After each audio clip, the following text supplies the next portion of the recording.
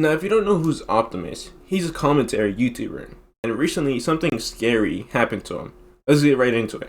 Where do I even fucking start, dude? It's been a rough one for sure. I slept till like 5 p.m. because of everything, but unfortunately, something happened last night, and it's pretty unexplainable. I don't know, it's weird, like, for me especially. So, I was playing video games with my friends. It was like 2:30 in the morning. I'd only been playing for like an hour and a half up until that point. We were playing CSGO. We were in the middle of a competitive match, and I just randomly started feeling like horrible, man. So, I thought I was like at first gonna have like the shits or something. So, I was like, damn, bro, I gotta go to the fucking bathroom, you know what I mean? But as the game progressed, it just got worse and worse and worse, and it wasn't anything to do with that. It was just like an intense, just ringing ass stomach pain, just horrible ass pain. It was like borderline unbearable. I was like leaning over my desk damn near, like trying to move in the game, but eventually it got to the point where I just couldn't hang on anymore, and I was like, look, man, I gotta go now. So I got up and I started going to the bathroom, which is in the next room actually, and I made it about 4 steps. I rounded the corner into the bathroom. I got a couple steps in, I guess, and yeah, I just literally blacked the fuck out. I don't know what happened. I don't know what caused it. Nothing like that's ever happened to me in my life. I just literally fainted on my way into the bathroom. And I remember going down, like, and I knew I was like, fuck, like I'm falling. And I slammed the fuck out of my head on the ground. The ground here is like there's like a concrete base under the floorboards, so I just slammed basically face first into floorboard and concrete at full speed and slammed my fucking head. And I remember like right before I hit, and then all I remember after that.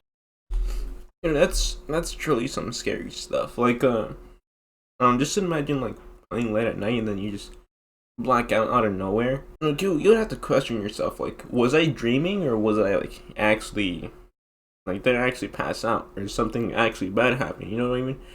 So it's really scary. That is just waking up on the floor, literally thinking I was gonna die, unable to think about anything else. Like, I was just laying there and I felt like this, like, rushing on my face, and I came to realize that I was bleeding profusely out of my face once I came to. I don't know how long I laid on the floor after I collapsed, anything like that. I don't have any actual timetables, but I eventually woke up, man, and I couldn't even open my eyes. That was the scariest part about it. It was a legitimately scary experience because I was laying there once I, like, kind of came back to a little bit, and I knew I fell. I was like, fuck, I'm laying face first on the floor, and I couldn't open my eyes. I couldn't move any extremities in my body whatsoever, man. Like, I was just laying there confident that I was about to die. Like, I was like, damn, dude, I'm really gonna die on the fucking bathroom floor. And like, that's literally all I could think. Like, I couldn't think of anything else. I couldn't think of who I was, where I was, really anything, man. Like, it was, I genuinely thought I was gonna fucking die on that floor, and it was scary as shit. Like, just laying there not being able to move or open your eyes, just fucking bleeding profusely from your face, feeling it running into your eyes, feel blood running out of your fucking nose, feeling it pull up around your face on the floor, and just being completely powerless to it, man. It was one of the scariest experiences of my life, honestly. Like you said earlier, I think that not being able to see is like the scariest part because like everything is just pitch black and you're basically you don't even know where you're at. You don't even know what's going on or whatever stuff. Yeah, you might know where if you're in your house or something like that, but still just losing your eyesight. I mean, I wouldn't wish that upon anybody at all. And another thing is that like the blood was going to his face, that part too, but I feel like mainly the nose part, like the blood going into your nose, because I feel like that would be the most scariest part of it. Because it was like, imagine just like breathing and then you're just inhaling liquid or like blood or something like that, and like you can't breathe properly, and it's just scary. Like whenever you get to the point whenever you can't breathe, like that's whenever like panic starts to happen and stuff like that, and everything just starts to be like, all right, I need to get out of here, I need to get out of here, whatever stuff, or like what's going on. And not being able to breathe, in my opinion, I feel like that's one of the other most scariest part too. At like 3 in the morning, by the way, and I called my mom, and thankfully she picked up because she knew it was an emergency, and I told her like, hey, I just kind of had like a serious medical emergency go on, and she was adamant on me going to the hospital. At first, I didn't even want to go to the hospital. Like, I looked in the mirror in the bathroom, and like I saw that my face was completely fucking gashed open right above my left eyebrow, and there was just blood pouring out of it. But I'm one of them types of people, man. Like, I don't like going to the hospital. I don't like going to the doctor. You know, if like it's not like a life-threatening situation, like like, I'm really not finna go to the fucking hospital, because that's stupid, man. Like, I just don't want to, but my mom was freaking the fuck out.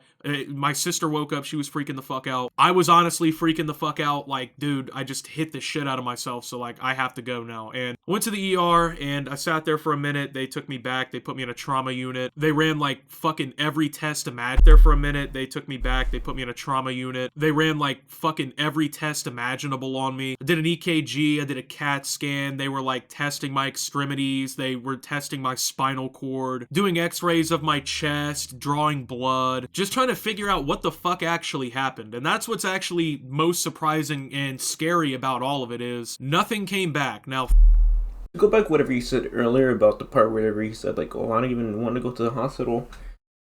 I mean, I get it. I mean, who wants to go to the hospital? I mean, each and every time we go, we're always uncomfortable because either we broke a bone, either we got stabbed 10,000 times, you know what I mean? So, I can see that, but I feel like us as men, we should take better care of ourselves. Because a lot of times, like, not even just, like, to that part, but, like, we don't even work out or either get proper sleep. I know to this day, I still don't really get that much proper sleep. But I try to get proper sleep. But also to the point where, like, people don't go to the doctors for, like, however many months. Not months, years. For even, like, 10 years.